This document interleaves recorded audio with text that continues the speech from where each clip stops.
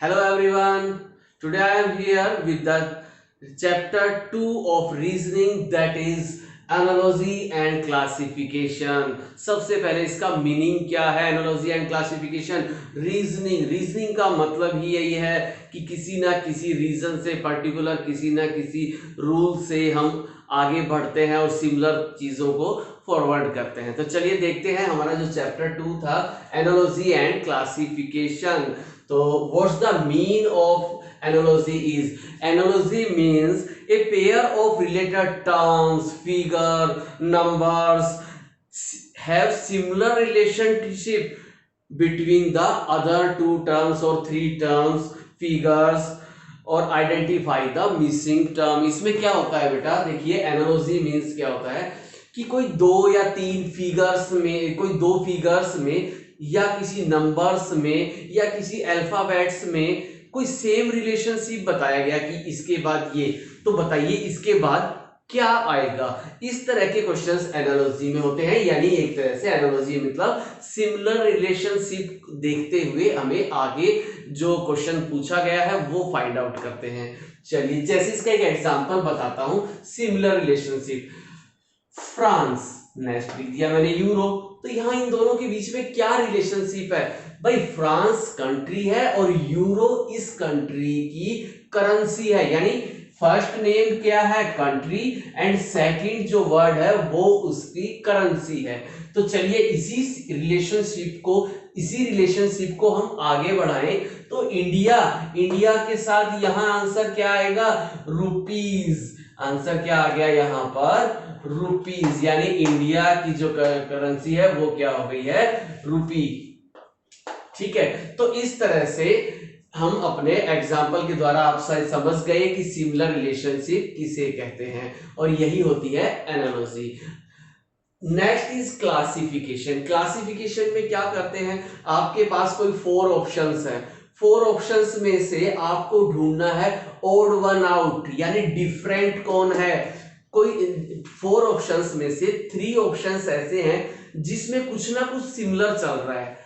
Equal नहीं है, similar कोई प्रॉपर्टी वर्क कर रही है. और जो फोर्थ ऑप्शन है, ऐसा कौन सा, उन चारों में से ऐसा ऑप्शन कौन सा है जो इन रूल को या उस प्रॉपर्टी को फॉलो नहीं कर रहा, ओड वन आउट, उसे ढूंढना ही कहते हैं हम क्लासिफिकेशन. जैसे देखिए आपके पास एग्जांपल मैंने यहां फोर ऑप्शंस रखे हैं, 2 4 6 5.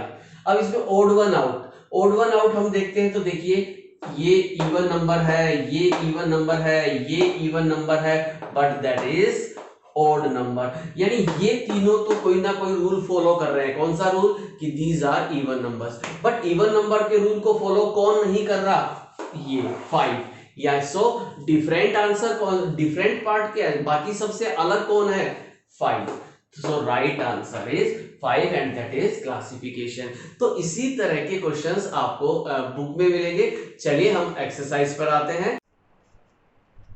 So let's start chapter 2 book exercise analogy and classification. Now move to book exercise and question number 1. Question number 1 is find the figure which is different from the others. आपको इसमें से उस figure को find out करना है जो बाकी सबसे अलग है. बाकी सबसे अलग है, ऐसी फिगर हमें ढूंढनी है. तो चलिए ऐसी फिगर देखते हैं हम.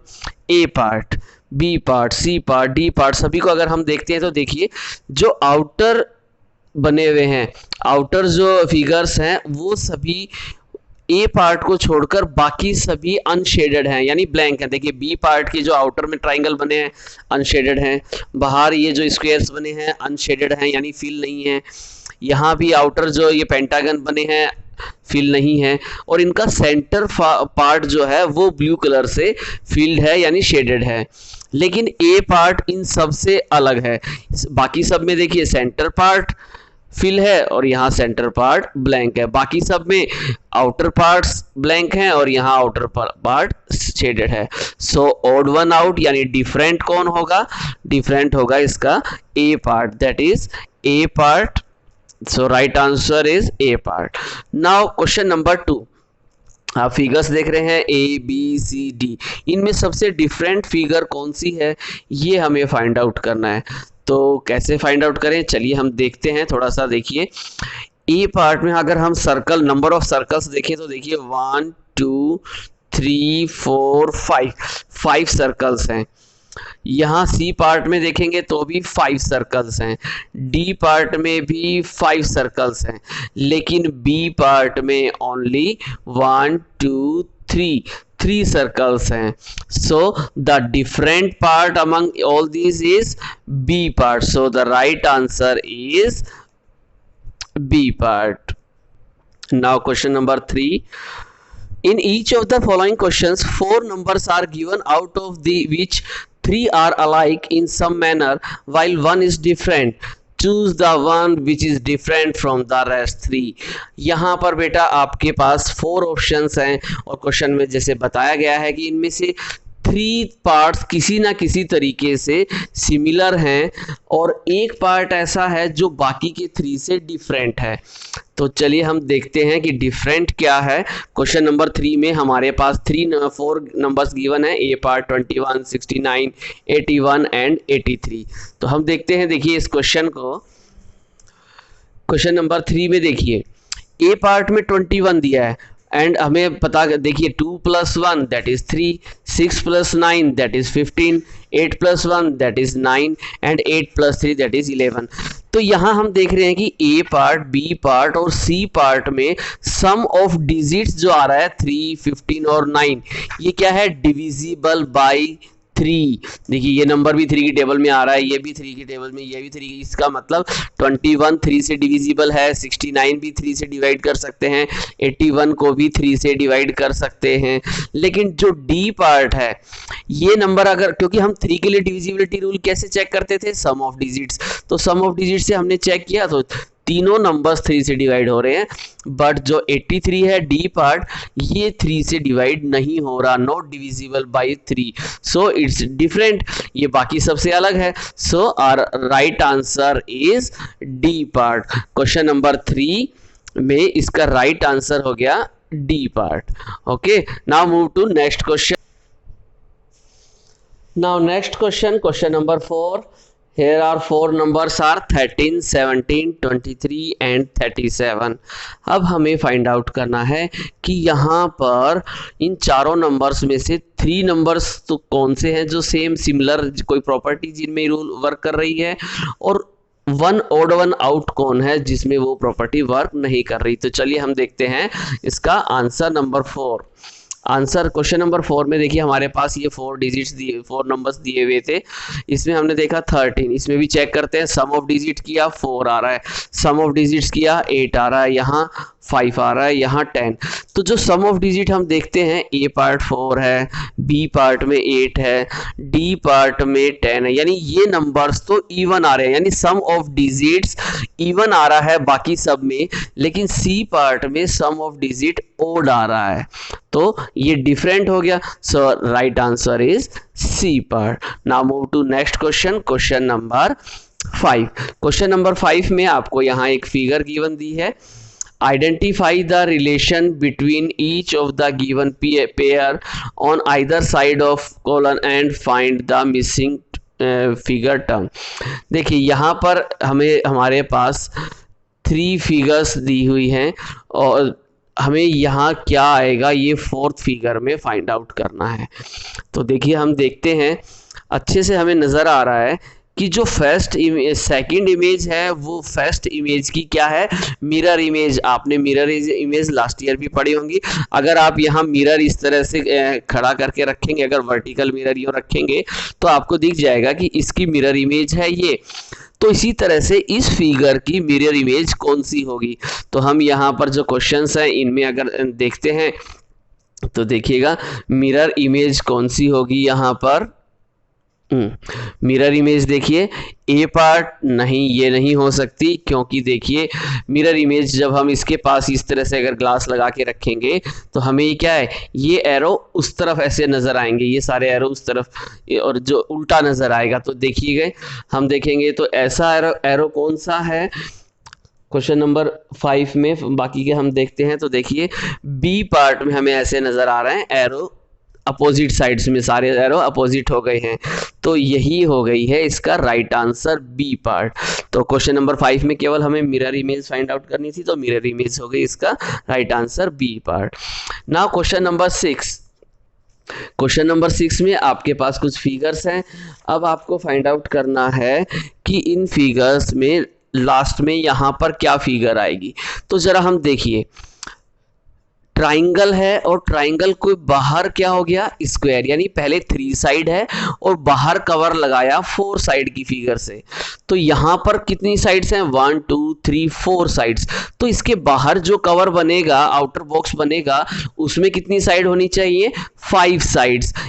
ट्राइंगल से एक साइड ज्यादा, स्क्वायर हो गया, तो स्क्वायर से एक साइड ज्यादा वाले फिगर को क्या कहते हैं, पेंटागन, जिसमें 5 साइड्स होती हैं। तो 5 साइड वाले फिगर्स हमारे पास राइट आंसर है ये ए पार्ट। तो क्वेश्चन नंबर 6 का राइट आंसर हो गया ए पार्ट, दैट इज जिसमें 5 साइड से कवर है। देखिए 1 2 3 4 5, क्लियर। तो ये हो गया 6। Now question number 7, that is also very simple. Question number 7, here is the word pearl and it is the second image is the mirror image of first word। Second जो है वो क्या है, फर्स्ट वर्ड की mirror image. तो इसी तरह seal की जब मिरर इमेज इस तरह से अगर हम यहाँ पर मिरर लगा के देखें तो हमारे पास क्या आएगा, एल इस तरह से लिखा हुआ आएगा। तो 7 का आंसर है इसका, देखेंगे ए नहीं बी, यस एल ऐसा आएगा, ए इधर, ई का इस तरफ आएगा, एस भी उल्टा हो जाएगा ऐसे। तो ये इस तरह से बी पार्ट राइट आंसर है इसमें, क्योंकि सबसे पहले इस वर्ड से पता चल गया एल से, क्योंकि यहाँ ये जो एल है ये इस तरह से बन जाएगा। तो यहाँ यही आंसर था, तो इसका आंसर हो गया B part. Now in question number 8, here are 3 numbers and we have to find what's the 4th number is।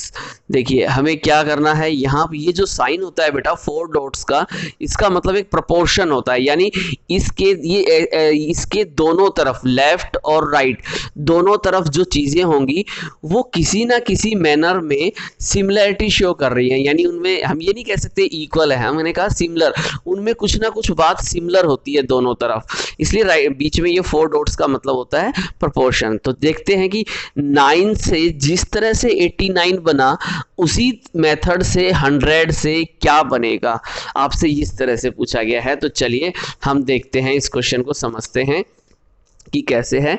तो चलिए ये है क्वेश्चन नंबर 8, 9 से 89 और इधर 100 से क्या बनेगा। तो देखिए यहाँ जो रूल वर्क कर रहा है वो क्या है, यहाँ रूल है first number multiply first number plus 8 equals to second number. देखो फर्स्ट नंबर को फर्स्ट नंबर से मल्टीप्लाई कर दो, तो it means 9 multiply 9 and plus 8 कितना हो जाएगा, 81 प्लस 8 89। यानी रूल क्या कर रहा है, जो पहला नंबर हो उसको उसी से मल्टीप्लाई कर दो और बाद में 8 ऐड कर दो। तो 9 9 जा 81 एंड 8 ऐड करने पर आंसर आया 89। सिमिलरली इसी तरह से हम 100 के लिए करके देखते हैं। तो देखिए 100 multiply 100 that is 10,000 and plus 8 is 10,008। So the right answer is C part. Question number 8 का राइट आंसर सी। इसका रूल आपने अच्छे से देख लिया है, समझ में आ गया होगा। फर्स्ट नंबर यानी मल्टीप्लाई फर्स्ट नंबर प्लस 8, पहले नंबर को जो पहला नंबर है उसको इसी से मल्टीप्लाई कर दो और 8 ऐड कर दो, तो आगे वाला यानी सेकंड नंबर आ जाएगा। क्लियर, ये था question number 8। Now move to question number 9। Question number 9 हम देखते हैं, हमारे पास उसी तरह से 3 नंबर्स हैं और हमें फाइंड आउट करना है which is the 4th one. 14 से 9 कैसे बना, उसी मेथड से या उसी रूल से 26 से यहाँ क्या बनना चाहिए। तो देखते हैं, इसे भी हम इसे समझते हैं कैसे बनाइए। Question number 9, 14 is to 9 similarly 26 is to what, क्या होगा। तो रूल क्या है वो देखते हैं कि 14 से 9 कैसे बना। फर्स्ट नंबर +4 डिवाइड बाई 2, यानी जो पहला नंबर हो उसमें अगर 4 ऐड कर दें और उसके बाद उस नंबर को 2 से डिवाइड करें तो सेकंड नंबर आ रहा है। फर्स्ट नंबर ये है, सेकंड ये है, फिर फर्स्ट ये है तो सेकंड यहाँ आएगा। तो हमें रूल देखा, फर्स्ट नंबर +4 यानी 14 में अगर हम 4 ऐड करेंगे तो कितना आंसर आएगा 18। 18 को 9 से डिवाइड करेंगे तो क्या आंसर आएगा, सॉरी 18 को 2 से डिवाइड करना है, 2 से, तो 14 + 4 18 and 18 divide by 2 that is 9 equals to second number. तो इसी तरह से देखते हैं हम सिमिलरली 26 के साथ। 26 में पहले 4 ऐड करना है, जो सम आएगा उसे आपको 2 से डिवाइड करना है। तो 30 आया, 26 + 4 30 and 30 divide by 2 equals to 15। So our right answer is 15, that is C part.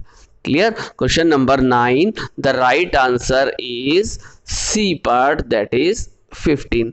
Rule आपको अच्छे से समझ में आ ही गया है कि फर्स्ट नंबर +4 डिवाइड बाई 2, पहला नंबर जो भी है उसमें आप 4 ऐड कर दीजिए और 2 से डिवाइड कर दीजिए तो आपका नेक्स्ट नंबर आ जाएगा। चलिए आगे बढ़ते हैं नेक्स्ट क्वेश्चन पर। Question number 10, 5 is to 36 then 25 is to what? जिस तरह से 5 से 36 बना है उसी तरह से 25 से यहाँ क्या बनेगा, तो हम पता करते हैं कि 5 से 36 कैसे बना। तो चलिए देखते हैं 5 से 36 कैसे बना है। क्वेश्चन नंबर 10, क्वेश्चन नंबर 10 में हमारे पास था 5 is to 36। तो देखिए 5 से 36 कैसे बना। रूल मैंने लिखा कि फर्स्ट नंबर +1, पहला नंबर जो है, ये पहला नंबर, फर्स्ट नंबर कौन है बेटा, ये है फर्स्ट नंबर, ये कौन है सेकंड नंबर, ठीक है। तो फर्स्ट नंबर में 1 ऐड कर दीजिए, 5 में 1 ऐड करेंगे तो क्या हो जाएगा 6, और फिर उस नंबर को यानी 5 फर्स्ट नंबर +1 यानी 6 को 6 से मल्टीप्लाई करेंगे तो आएगा 36। ऐसा यहाँ हो रहा है, यानी फर्स्ट नंबर में 1 ऐड कर दो और उसके बाद उसको उसी से मल्टीप्लाई कर दो। तो देखते हैं, यही रूल है, 5 + 1 6 मल्टीप्लाई 5 + 1 6, 6 मल्टीप्लाई 6 36। तो यही रूल हम आगे फॉरवर्ड करते हैं 25 के लिए। 25 + 1 26 multiply 25 + 1 that is 26 and 26 multiply 26 is 676। So the right answer is A part 676। So that is it is your question number 10, जिसमें राइट आंसर आपके पास हो गया है ए पार्ट दैट इज 676। तो इस तरह से क्वेश्चन नंबर 10 आपका कंप्लीट हो गया। क्वेश्चन 1 से 10 तक स्टूडेंट्स आप इन्हें अपने आप करने की कोशिश कीजिए, क्वेश्चंस को रिपीट कीजिए। बाकी के क्वेश्चंस नेक्स्ट पार्ट में।